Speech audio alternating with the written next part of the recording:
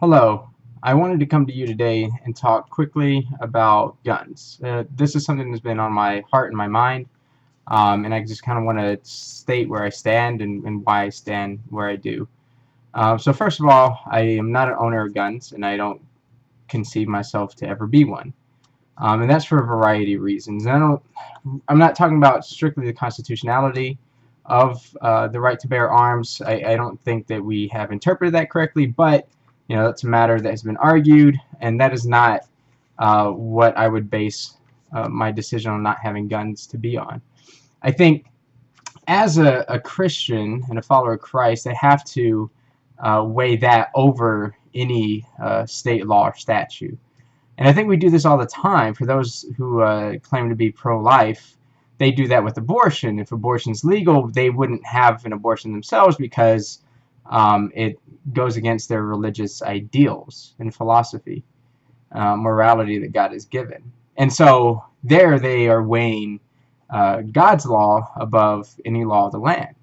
And I think as a Christian, we should be beholden to the law of the land. We benefit from the state, therefore we should follow what the state tells us. And I get that. But our first barometer should always be the way of Christ. And I think guns are not necessarily part of that way. And that's coming from a person who has been a victim of gun violence myself.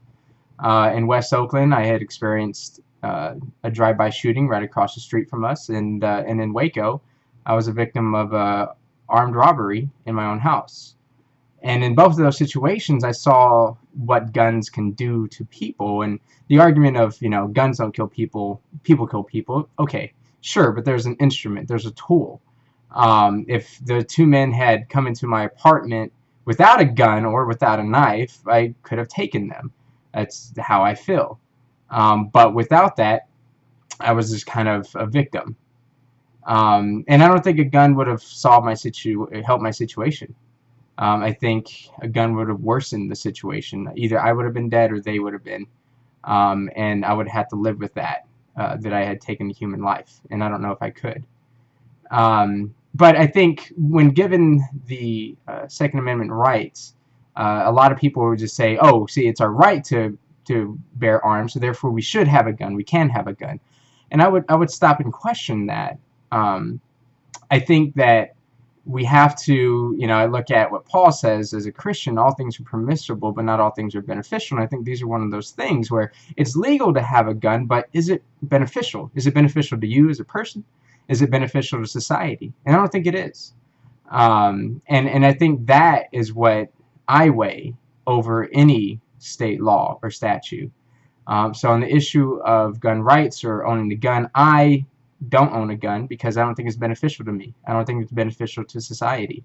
And I understand why some people would own a gun. Having been a victim of gun violence myself, I realized the reaction. I mean, I thought about it. But I know that I would have been responding out of fear if I had bought a gun to protect myself. And as a Christian, I know that I shouldn't live in fear. God has not given a spirit of fear, but a power and love and a sound mind. And within the reason, within love, I had to respond with peace. And it's a very difficult response. I think owning a gun would have been almost a coward's way out for myself. Not saying that that's everybody. But for myself, in my personal spiritual walk, it would have been. I think the hardest way is to not own a gun, to trust in God's provision and protection. And so those are my thoughts. I'd love to hear your comments. Thanks a lot.